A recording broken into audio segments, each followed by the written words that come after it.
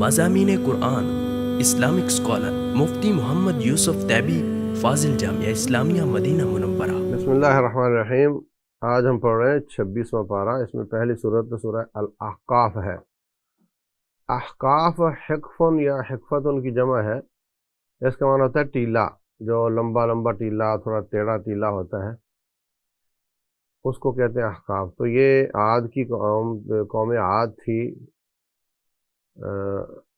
اور یہ آپ کے جو سعودیہ کا ریاض سے یمن کی طرف کا علاقہ ہے، اس کو بہت بڑا صحرا ہے، اس میں یہ لوگ آباد تھے۔ اس وقت یہ بہت ہی آباد علاقہ تھا۔ تو شروع میں رب ذوالجلال والاکرام شرک کی نفی کرتے ہیں، اور یہ کہ ارأیتم قل ارأیتم ما تدعون من دون اللہ ارونی ماذا خلقوا من الارض۔ کتنا عجیب انداز ہے، مجھے دکھاؤ تو صحیح انہوں نے میرے مقابلے میں کیا بنایا ہے۔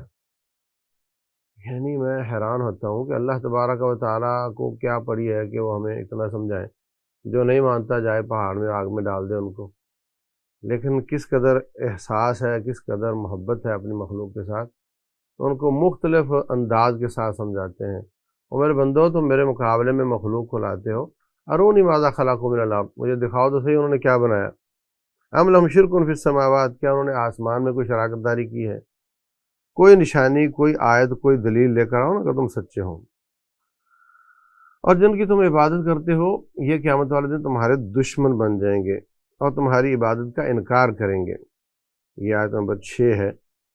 تو آج میں آپ کو ایڈوانس میں بتا رہا ہوں کہ ان کی عبادت نہ کرو، وہ تمہارا کچھ سنوار نہیں سکتے، کچھ بگاڑ نہیں سکتے۔ پھر یہ کہتے ہیں کہ نبی صلی اللہ علیہ وسلم نے قرآن خود لکھا ہے۔ ان سے کہو اگر میں نے خود لکھا ہو تو تم میرے کسی کام آ سکتے ہو؟ مطلب اس کی پھر اللہ تعالیٰ مجھے سزا دے گا تو میرے کو تم کسی کام آؤ گے؟ اللہ المستعان۔ لیکن اس کے باوجود جو لوگ دین پر رہے اور دین پر چلے اور اس پہ استقامت اختیار کی، اور ان کو نہ خوف ہوگا نہ غم ہوگا۔ یہ 13 نمبر آیت ہے۔ اس کے بعد اللہ تعالیٰ نے کچھ والدین کے احترام اور ان کے ساتھ خیر خواہی کی بات کی ہے۔ ہم نے انسان کو وصیت کی ہے کہ اپنے والدین کے ساتھ اچھا سلوک کرے۔ ان کی والدہ نے اس کو بہت تکلیف کے ساتھ اٹھائے رکھا، اور 30 مہینوں میں کم از کم اس کے اٹھانے کا اور اس کو دودھ پلانے کا مرحلہ پورا ہوا، 30 مہینے کم از کم۔ جب وہ جوان ہو کر 40 سال کا ہو جاتا ہے تو پھر وہ یہ دعا پڑھتا ہے، رب اوزعنی ان اشکر نعمتک التی انعمت علی وعلی والدی وان اعمل صالحا ترضاہ۔ یا اللہ مجھے توفیق دے کہ میں تیری نعمتوں کا شکر ادا کروں جو مجھ پر آپ نے کی، ڈائریکٹ یا میرے والدین کے ذریعے کی ہیں، اور یہ کہ میں ایسے کام کروں جو جس سے تم خوش ہو جاؤ، اور میری اولاد کی اصلاح کر دے، میں تیری طرف رجوع کرتا ہوں اور میں مسلمان ہوں۔ یہ 15 نمبر آیت ہے۔ یہ ہر جوان جو 40 کے قریب ہو جاتا ہے اس کو ضرور یہ دعا پڑھنی چاہیے۔ ویسے ہر کوئی پڑھ سکتا ہے، رب اوزعنی سے لے کر مسلمین تک۔ تو یہ وہ لوگ ہیں جن کے اللہ تعالیٰ نیک اعمال قبول فرماتے ہیں۔ اس دن وہ لوگ جنہوں نے کفر کیا ان کو جہنم پر پیش کیا جائے گا، اور وہ کہیں گے جی ہم تو بڑے چیریٹی کے کام کرتے رہے تھے۔ اب دیکھا وہ یہ جو آپ کا کتنے کافر بھی ہیں چیریٹی کے بڑے کام کرتے ہیں۔ یہ کمپیوٹر والا کیا نام اس کا، بل گیٹس، اور دوسرے تیسرے بہت چیریٹی کے کام کرتے ہیں۔ تو کہیں گے اللہ ہم نے تو بڑے کام کیے تھے۔ اللہ فرمائیں گے اذھبتم طیباتکم فی حیاتکم الدنیا، یہ تمہاری نیکیاں تمہاری دنیا میں رہ گئی، تمہیں نیک نامی مل گئی، تمہارے اشتہار لگ گئے، لوگوں نے آپ کو اچھا کہہ دیا، وہی کافی ہے۔ اب آخرت میں کچھ نہیں ملے گا، اس لیے کہ کافر کی کوئی نیکی، مشرک کی کوئی نیکی قبول نہیں ہوتی، علیہ باللہ۔ اس کے بعد وہ آیت ہے جس وجہ سے اس کا نام سورہ احقاف ہے۔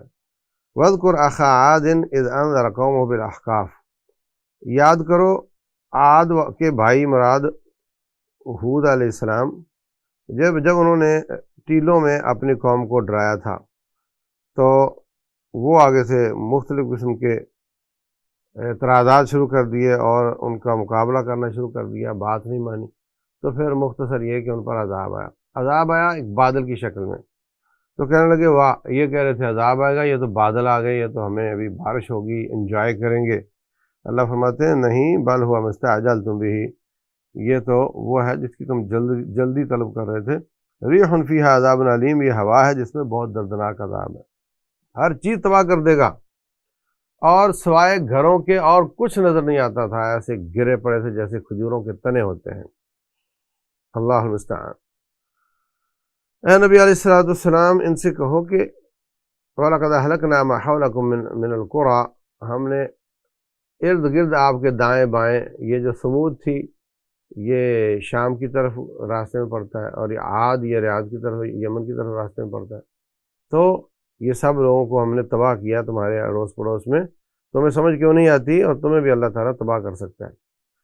یہ مکے والے انکار کرتے رہے، اور ادھر سے جو جن تھے وہاں کے وہ آ گئے نبی صلی اللہ علیہ وسلم کے پاس۔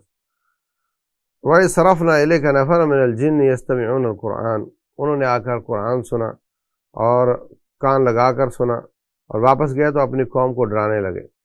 ہماری قوم، ہم نے ایک ایسی کتاب سنی ہے جو موسیٰ علیہ السلام کے بعد نازل ہوئی ہے اور حق کی طرف بلاتی ہے، اور ہماری قوم اللہ کے اس داعی کی بات کو مان لو، اللہ تمہارے گناہ معاف کر دے گا، تمہیں دردناک عذاب سے بچا لے گا، اور جو ان کی بات نہیں مانے گا وہ کسی کا کوئی نقصان نہیں کر سکے گا۔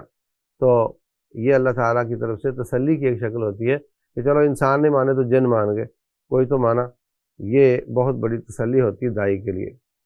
تو یہ اللہ تعالیٰ نے جنوں کے اسلام کا تذکرہ کرنے کے بعد، بلکہ ان کے داعی بن جانے کا تذکرہ کرنے کے بعد، ایک دلیل اور بھی دی ہے دوبارہ اٹھنے کی۔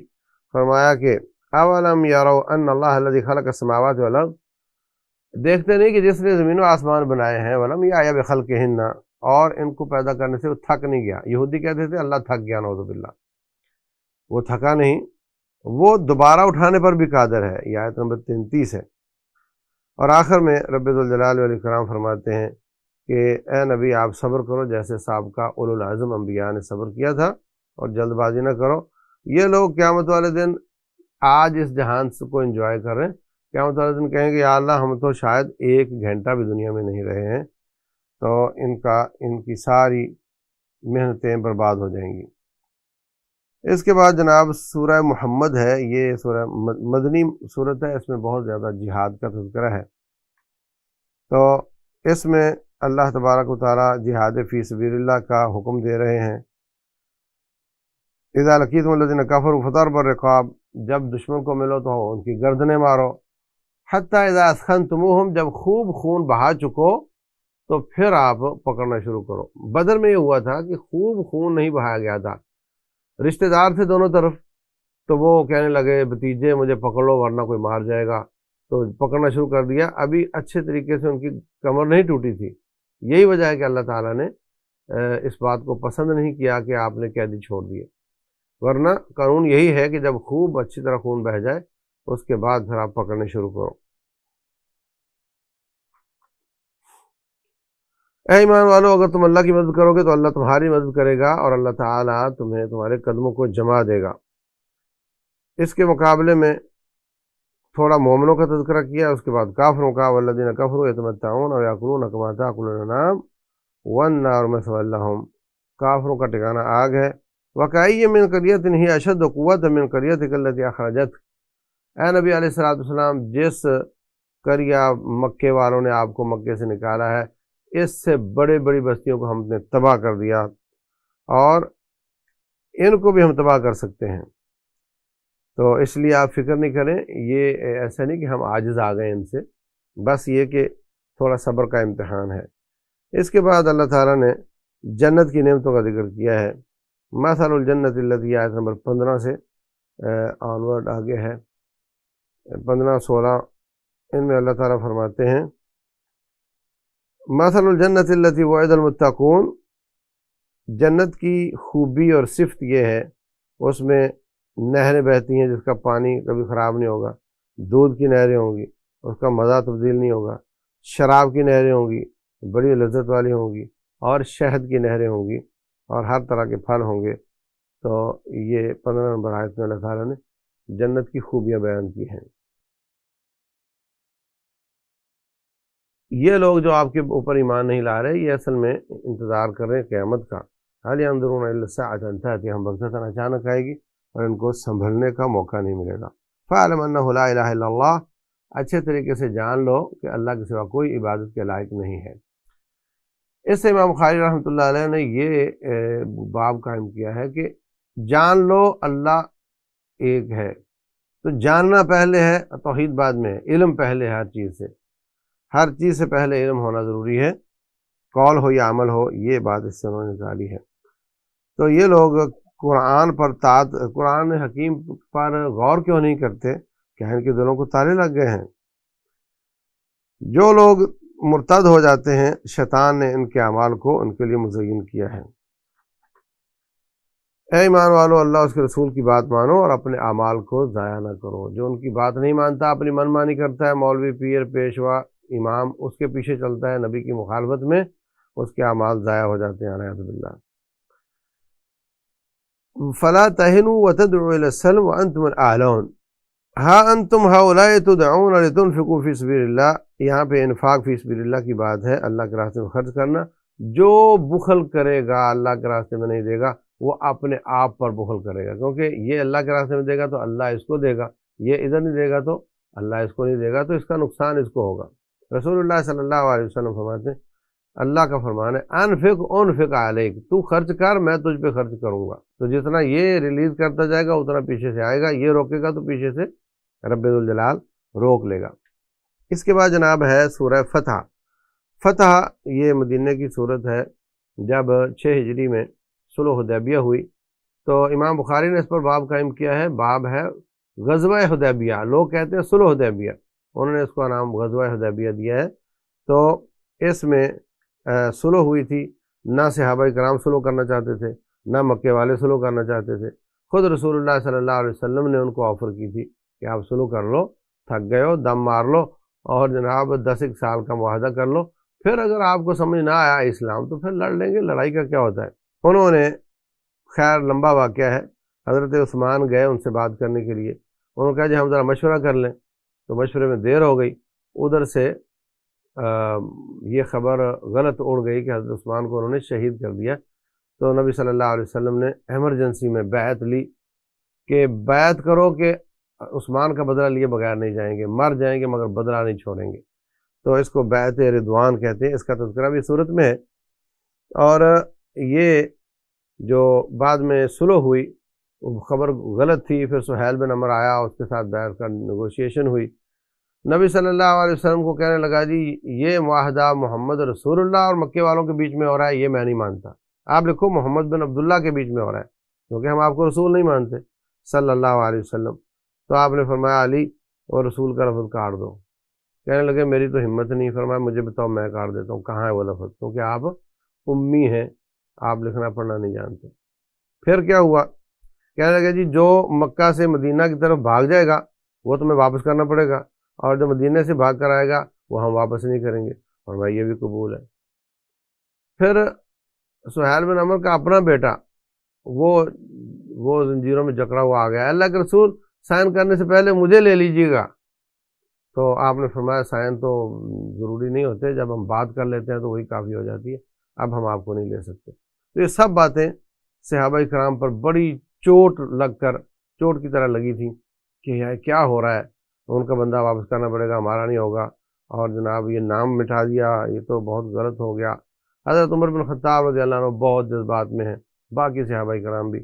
تو آپ نے سب کو ٹھنڈا کیا، اور یہ اس دوران وہ اچانک کچھ مکے کے جوانوں نے حملہ کر دیا کہ یہ جو معاہدہ ہے یہ سبوٹیج ہو جائے، صلح کی کوئی شکل نہ بنے۔ تو نبی صلی اللہ علیہ وسلم نے اس کا جواب نہیں دیا، انہوں نے حملہ کیا، ان کو پکڑ لیا، مگر اس کا جواب نہیں دیا۔ وَهُوَ الَّذِي كَفَّ أَيْدِيَهُمْ عَنْكُمْ وَأَيْدِيَكُمْ عَنْهُمْ بِبَطْنِ مَكَّةَ۔ تو اللہ فرماتے ہیں اللہ وہ ہے جس نے ان کے ہاتھ تم سے روک لیے، تمہارے ہاتھ ان سے روک لیے۔ تو بہت ہی مشکل تھا یہ معاہدہ، مگر اس کے باوجود آپ نے نبھایا اور کیا۔ تو اس کا نتیجہ یہ ہوا کہ اب پورے علاقے میں جو لوگ انتظار میں تھے کہ اونٹ کس کروٹ بیٹھتا ہے، کون جیتتا ہے ہم اس کا ساتھ دیں، تو وہ سارے کے سارے آزاد ہو گئے اپنے فیصلے میں۔ تو کچھ کافر قبیلے کفر پر قائم رہتے ہوئے نبی صلی اللہ علیہ وسلم کے ساتھ مل گئے، اور ان کا دفاعی معاہدہ ہو گیا، ان پر حملہ ہوا تو صحابہ کرام دفاع کریں گے، ان پر حملہ ہوا تو یہ دفاع کریں گے، اور کچھ کافر قبیلے وہ مکے والوں کے ساتھ مل گئے، تو اسی کے نتیجے میں حضرت خالد بن ولید رضی اللہ تعالیٰ عنہ بھی مسلمان ہوئے تھے، اور بھی بہت زیادہ لوگ مسلمان ہوئے تھے۔ تو اس کو اللہ تعالیٰ نے فتح مبینہ قرار دیا ہے کہ یہ بہت بڑی فتح ہے نبی صلی اللہ علیہ وسلم کی۔ تو ہر وقت لڑنا ہی فتح نہیں ہوتا، اور کتنی بار صلح میں بھی بہت زیادہ فتح ہوتی ہے۔ تو اس صورت کو اللہ نے فتح مبین قرار دیا ہے۔ اللہ تبارک و تعالیٰ نے ابتدا میں فرمایا ہم نے آپ کو شاہد مبشر اور نذیر بنا کر بھیجا ہے تاکہ تم اپنے نبی پر ایمان لاؤ اور ان کی عزت کرو اور ان کی مدد کرو۔ تو شاہد مبشر کا معنی کہ قیامت والے دن یہ گواہی دیں گے امت پر، اور سابقہ امتوں کے خلاف انبیاء کے حق میں بھی گواہی دیں گے۔ یہ معنی نہیں کہ نبی صلی اللہ علیہ وسلم ہر جگہ موجود ہے، ہر جگہ موجود ہے تو پھر مکے گئے تھے تو مدینے نہیں تھے، مدینے گئے تھے تو مکہ میں نہیں تھے۔ یہ باتیں بہت عجیب و غریب ہیں۔ ان الذین یبایعونک انما یبایعون اللہ، جنہوں نے آپ کی بیعت کی ہے انہوں نے اللہ کی بیعت کی ہے۔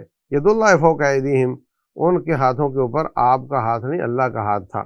تو یہ بات مطلب اللہ تبارک و تعالیٰ کر رہے ہیں کہ یعنی میری مکمل تائید حاصل تھی ان کو۔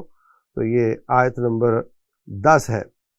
تو اللہ تبارک و تعالیٰ کے اس فرمان سے بعض لوگ یہ نکالنا چاہتے ہیں کہ اللہ اور نبی نعوذ باللہ ایک ہی ہو گئے، ہاں اللہ کا ہاتھ ان کا ہاتھ، تو مار میتا ادھر میتا، نہیں مارا آپ نے، جب مارا اللہ نے مارا تھا، اس سے بھی یہ نکال لیتے ہیں۔ حالانکہ یہ آج بھی موجود ہے، فلم تقتلوہم ولکن اللہ قتلہم، تم نے ان کو قتل نہیں کیا، اللہ نے قتل کیا، تو پھر صحابہ کرام بھی نعوذ باللہ اللہ ہی ہو گئے؟ تو ایسی بات بالکل نہیں ہے، اللہ اللہ ہی ہے، نبی نبی ہی ہیں، صحابہ صحابہ ہی ہیں، ہر ایک کا اپنا اپنا مقام ہے۔ اس کے بعد کچھ اعراب جو بدو تھے ان کی بات آئی ہے، وہ دور دور رہتے تھے، جہاد میں شرکت نہیں کرتے تھے، اور جب بھی کوئی مار کھاتا تو کہتے جی ہم شغلتنا اموالنا واہلونا، گھر اور اہل نے ہمیں مصروف کر دیا، آپ ہمیں لیے استغفار کریں۔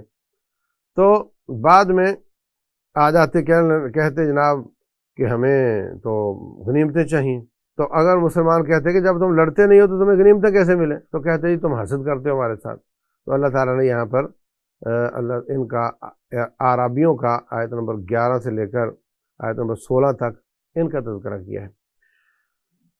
لیس علی الاعمی حرج، جو نبینا ہے اس پر کوئی حرج نہیں، اور جو کوئی لنگڑا ہے اور جو بیمار ہے وہ اگر جہاد کرنے نہیں گیا تو کوئی حرج کی بات نہیں، لیکن جن کے پاس کوئی عذر نہیں ان کو گناہ ملے گا۔ اللہ تعالیٰ ان لوگوں پر راضی ہو گیا جنہوں نے آپ کی بیعت کی تھی درخت کے نیچے، یہ وہ بیعت رضوان ہے جس کا میں پہلے تذکرہ کر چکا ہوں۔ وَهُوَ الَّذِي كَفَّ أَيْدِيَهُمْ عَنكُمْ وَأَيْدِيَكُمْ عَنْهُمْ، یہ آیت نمبر 24 ہے، یہ اس کا تذکرہ بھی میں کر چکا ہوں کہ مکے والوں نے اچانک حملہ کیا تھا ان کے بعد جوانوں نے، اور آپ نے اس کا جواب نہیں دیا بلکہ ان کو پکڑ لیا۔ اللہ وہ ہے جس نے اپنے نبی کو سچا دین دے کر بھیجا تاکہ اس دین کو سارے دینوں پر غالب کر دے۔ یہ الٹیمیٹ ویژن ہے رسول اللہ صلی اللہ علیہ وسلم کا، دین کو غالب کرنا، اور یہ امتیوں کا بھی ہونا چاہیے۔ اب ہماری نماز نبوی ہونی چاہیے تو ہمارا ویژن بھی نبی کا ویژن ہونا چاہیے۔ اللہ وہ ہے جس نے اپنے نبی کو بھیجا سچا دین دے کر تاکہ سارے دینوں پر غالب کر دے۔ محمد اللہ کے رسول ہیں، اور جو ان کے ساتھی ہیں وہ کافروں پر سخت ہیں، مومنوں پر نرم ہیں۔ کافروں پر سخت ہونا، مومنوں پر نرم ہونا، یہ ان کا وصف تورات اور انجیل اور قرآن تینوں میں لکھا ہوا ہے۔ تو یہ بہت بڑی بات ہے۔ حضرت آدم علیہ السلام کی پیدائش سے بھی 40 سال پہلے تورات لکھی گئی، اس میں لکھا ہوا ہے محمد آئیں گے صلی اللہ علیہ وسلم اور ان کے ساتھی ہوں گے، اور وہ کافروں پر سخت ہوں گے، مومنوں پر نرم ہوں گے۔ یہ بہت بڑی بات ہے۔ اس کے بعد سورہ الحجرات ہے۔ حجرات ان کی جمع حجرہ کہتے ہیں گھر، چھوٹا گھر ہو تو حجرہ کہہ دیتے ہیں۔ تو نبی صلی اللہ علیہ وسلم کی بیویوں کے جو گھروندے تھے ان کو حجرات کہتے ہیں۔ ان کا یہاں تذکرہ ہے۔ شروع میں اللہ تعالیٰ فرماتے ہیں نبی سے آگے مت بڑھو، نبی صلی اللہ علیہ وسلم سے اپنی آواز کو بلند نہ کرو، اور ایسا نہ ہو کہ تمہارے اعمال ضائع ہو جائیں۔ تو نبی صلی اللہ علیہ وسلم کی بات، یہ حدیث اور قرآن بھی ان کی بات ہے، اس پر بھی کسی ایرے گہرے کی بات کو بلند نہ کرو۔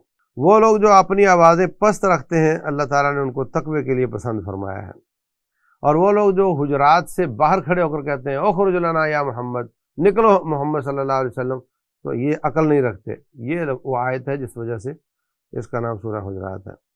اگر وہ صبر کرتے اور آپ کے نکلنے کا انتظار کرتے، کیونکہ آپ مصروف ہیں، تو یہ کیا بات ہوئی کہ جب آپ آؤ اور نبی صلی اللہ علیہ وسلم کو نکلنا چاہیے آپ کے لیے۔ اسی طرح آج ہے ہمارے ساتھ بھی ہوتا ہے کہ جو شخص بھی وہ چاہتا ہے کہ میں جب بھی جاؤں نا مجھے فتویٰ مل جائے، اور جب بھی جاؤں میرے سوال کا جواب مل جائے۔ واٹس ایپ پر اگر لیٹ ہو جاتا ہے تب بھی جی اتنی دیر ہو گئی، وہ سمجھتے ہیں کہ اس کو صرف ایک ہی کام ہے۔ تو یہ نہیں ہونا چاہیے، دوسرے کے حالات کا اس کے، اور خاص طور سے وقت لے کر آنا چاہیے۔ آج کل تو موبائل ہے، وقت لیا جا سکتا ہے۔ تو یہ ادب سکھایا ہے رسول اللہ صلی اللہ علیہ وسلم کے بارے میں۔ دوسرا موضوع اس صورت میں ہے، اے ایمان والو، اگر کوئی خبر لے کر آتا ہے اور وہ تحقیق کے بغیر آپ ایکشن لے لیتے ہو تو تمہیں ندامت اور پشیمانی ہوگی، تحقیق کیا کرو۔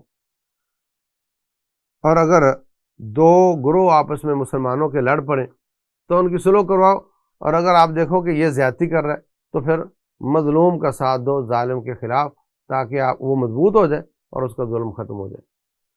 تو اسی کی بنیاد پر صحابہ کرام کی آپس میں چپکلش بھی ہوئی، کسی نے اس کو مظلوم سمجھا، کسی نے اس کو مظلوم سمجھا، وہ ان کا اجتہاد ہے۔ ہم سب کے لیے دعا گو ہیں اور انشاءاللہ وہ سارے کے سارے جنتی ہیں۔ اے ایمان والو، کوئی شخص کسی کو مذاق نہ کرے، نہ عورت عورت کو، نہ مرد مرد کو، نہ مرد عورت کو، نہ عورت مرد کو مذاق نہ کرے، اور کوئی کسی کو تانا نہ دے اور کسی کو برے نام سے نہ پکارے۔ یہ بہت پیارے پیارے آداب ہیں جو بہت لمبی تفصیل کے محتاج ہیں، لیکن یہاں پہ ہم اختصار کے ساتھ خالی اس کا تذکرہ کر سکتے ہیں۔ اے مومنو، بدگمانی سے بچو، کیونکہ جو بعض بدگمانیاں ہوتی ہیں وہ گناہ ہوتی ہیں۔ کسی کی ٹو نہ لگاؤ۔ رسول اللہ صلی اللہ علیہ وسلم فرماتے ہیں جو کسی کی بات سننا چاہتا ہے جبکہ وہ اس کو نہیں سنانا چاہتا، اس کے کانوں میں سیسا پگھلا کر ڈالا جائے گا قیامت والے دن۔ یہ جائز نہیں۔ کسی کے عیب کی تلاش کرنا، جو کسی کے عیب کو تلاش کرتا ہے اللہ اس کو اس عمل میں ذلیل کر دے گا جو اس نے صرف اکیلے بیٹھ کر بند کمرے میں کیا تھا۔ یہ حدیث ہے رسول اللہ صلی اللہ علیہ وسلم کی۔ اور پھر فخر تکبر کرنا اپنے قبیلے پر۔ ہم نے آپ کو ایک مرد اور ایک عورت سے بنایا ہے، اور تمہارے قبیلے اس لیے بنائے تاکہ تعارف کر سکو، اس لیے نہیں کہ فخر کر سکو۔ تو تم میں عزت والا وہ ہے جو زیادہ تقوی والا ہے۔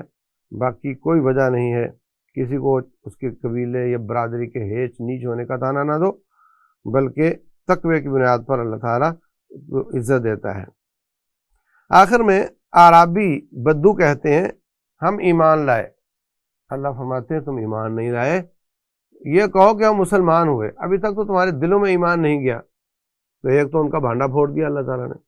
دوسری بات یہ کہ اگر دل میں ایمان نہ بھی ہو، زبان سے کلمہ پڑا ہو، مطلب دل میں ایمان بنیادی طور پہ تو ہوگا نا، تو وہ کمزور سا ایمان جو ہے اس کی بنیاد پر ہم اس کو مسلمان کہہ سکتے ہیں، مومن نہیں کہہ سکتے، اور اس کو اسلام کا فائدہ ملے گا، اس کو قتل نہیں کیا جائے گا، اس کی جان مال عزت آبرو کی حفاظت ہوگی۔ تو لیکن ابھی تک اس کے دل میں ایمان نہیں گیا، کیونکہ دل کا معاملہ ہم نہیں جانتے، اس لیے اس کو اسلام کا پورا فائدہ دیا جائے گا۔ ہمارے یہاں جو چلتا ہے کہ فلاں بھی کافر، فلاں بھی کافر، حکمران بھی کافر، فوج بھی کافر، نعوذ باللہ، اور یہ اور وہ، مارو پکڑو اور کافر سے پیسے لو اور ان کو مارو، یہ اسلام کا نظریہ نہیں ہے، یہ تکفیری سوچ ہے۔ اے ایمان والو، ہاں، ایمان والے صرف وہ ہوتے ہیں جو اللہ اور اس کے رسول پر ایمان لائیں، پھر شک نہ کریں اور جہاد کریں اپنے مال اور جانوں کے ساتھ، یہی لوگ سچے ہیں۔ اس کے بعد سورہ قاف ہے۔ قاف سورت جو ہے یہ رسول اللہ صلی اللہ علیہ وسلم بہت زیادہ پڑھتے تھے، حتیٰ کہ جمعے میں پڑھتے اور بعض لوگوں نے اس کو یاد کر لیا تھا۔ تو پڑھنی چاہیے، ہر جمعے میں نہ صحیح لیکن پڑھنی چاہیے۔ شروع میں اللہ تعالیٰ آخرت کا، مکی صورت ہے تو اس میں آخرت کے عقیدے اور دوبارہ اٹھنے کے اوپر زیادہ زور دیا گیا ہے۔ یہ کہتے ہیں جب ہم مر گئے اور مٹی ہو گئے دوبارہ کیسے اٹھیں گے؟ زمین جو ان کے جسموں میں کمی کرتی ہے ہم سب چیزوں کو جانتے ہیں، ہمارے پاس لکھی ہونے والی کتاب موجود ہے۔ آسمانوں کو کیوں نہیں دیکھتے، زمین کو کیوں نہیں دیکھتے، ہم جو پودے نکالتے ہیں ان کو کیوں نہیں دیکھتے، کھجوروں کو کیوں نہیں دیکھتے؟ یہ سارے رزق ہم نکالتے ہیں۔ اور اس کے بعد نوح علیہ السلام کی قوم اصحاب رس اور ثمود اور عاد، فرعون، اور لوط علیہ السلام کی قوم اصحاب الایکہ، قوم تبع، ان کا بہت ہی اختصار کے ساتھ تذکرہ ہے۔ تو کیا ہم پہلی بار پیدا کر کے تھک گئے ہیں کہ دوبارہ نہیں پیدا کر سکتے؟ تو یہ بھی ایک دلیل ہے دوبارہ اٹھنے کی۔ اس کے بعد کچھ جہنمیوں کا تذکرہ اور ان کا آپس میں لڑائی کا تذکرہ ہے۔ وہ آپس میں لڑائی کریں گے، وہ کہے گا اس نے مجھے گمراہ کیا، وہ کہتا نہیں خود گمراہ ہوا ہے۔ تو لا تختصموا لدی، اللہ فرمائے گا جھگڑے نہ کرو، اب تم دونوں کے لیے اللہ کا عذاب ہے، الیاذ باللہ، اور ہمارا لکھا ہوا بدلتا نہیں اور ہم کبھی ظلم بھی نہیں کرتے۔ ہم قیامت والے دن کہیں گے جہنم سے کہ کیا تو بھر گئی ہے؟ وہ کہے گی نہیں، بہت گنجائش ہے، اور چاہیے مجھے، اور لوگ چاہیے۔ پھر اللہ تعالیٰ ان کے جسموں کو بڑا کر کے جہنم کو بھرے گا، الیاذ باللہ۔ ہم نے زمین و آسمان بنایا، ہم تھکے نہیں، یہ جو یہودیوں کا عقیدہ ہے اس کا رد کیا گیا ہے۔ اور آخر میں اللہ تبارک و تعالیٰ نبی علیہ الصلوۃ والسلام کو تسلی دیتے ہیں، نحن اعلم بما یقولون، ہم جانتے ہیں یہ جو باتیں آپ سے کرتے ہیں، آپ فکر نہ کریں، ہم نے آپ کو ان کا داروغہ نہیں بنایا کہ آپ نے ان کو ضرور اسلام دینا ہے، آپ کا کام خالی پہنچانا ہے، باقی ہم خود دیکھ لیں گے۔ اس کی آخری صورت اس میں ذاریات ہے، وَالذَّارِيَاتِ ذَرْوًا فَالْحَامِلَاتِ وِقْرًا فَالْجَارِيَاتِ يُسْرًا۔ یہ اللہ تعالیٰ 3-4 چیزوں کی قسمیں اٹھانے کے بعد إِنَّمَا تُوعَدُونَ لَصَادِقٌ، جس کا تمہیں وعدہ کیا گیا ہے مرنے کا، دوبارہ اٹھنے کا، یہ ہو کر رہے گا اور قیامت آ کر رہے گی۔ اور اس کے بعد متقین کا تھوڑا تذکرہ ہے، وہ جنت میں ہوں گے، چشموں میں ہوں گے، اور وہ ان کی صفات یہ ہیں کہ وہ راتوں کو قیام کیا کرتے تھے، استغفار کیا کرتے تھے، مال محروموں کے لیے خرچ کیا کرتے تھے۔ تو اس کے بعد حضرت ابراہیم علیہ السلام کا ہلکا سا تذکرہ ہے، وہ یہ کہ ان کے پاس فرشتے آئے، وہ قوم لوط کو تباہ کرنے کے لیے آئے تھے، تو پہلے ان کے پاس آئے، تو انہوں نے ان کو ایک بچڑا ذبح کر کے کھلانے کی کوشش کی، وہ انہوں نے نہیں کھایا تو ڈر گئے کہ یہ تو پھر فرشتے ہو سکتے ہیں، تو کہنے لگے آپ ڈرے نہیں، ہم آپ کی قوم کے لیے نہیں آئے ہیں، لوط علیہ السلام کی قوم کے لیے آئے ہیں۔ اور پھر ان کو انہوں نے حضرت اسحاق علیہ السلام کی بشارت دی، تو ان کی دل کی تسلی بھی ہوگی، خوشی بھی ہو گئی، اور بعد میں انہوں نے جا کر قوم لوط کو تباہ برباد کر دیا۔ اس کے بعد اگلا پارہ شروع ہو جاتا ہے، اس میں کچھ اقوام کا تذکرہ ہے، وہ انشاءاللہ اگلے پارے میں دیکھیں گے۔ اللہ تبارک و تعالیٰ جتنا قدر ہم نے سنا ہے عمل کی توفیق دے، وصلی اللہ وسلم وبارک علی نبینا محمد۔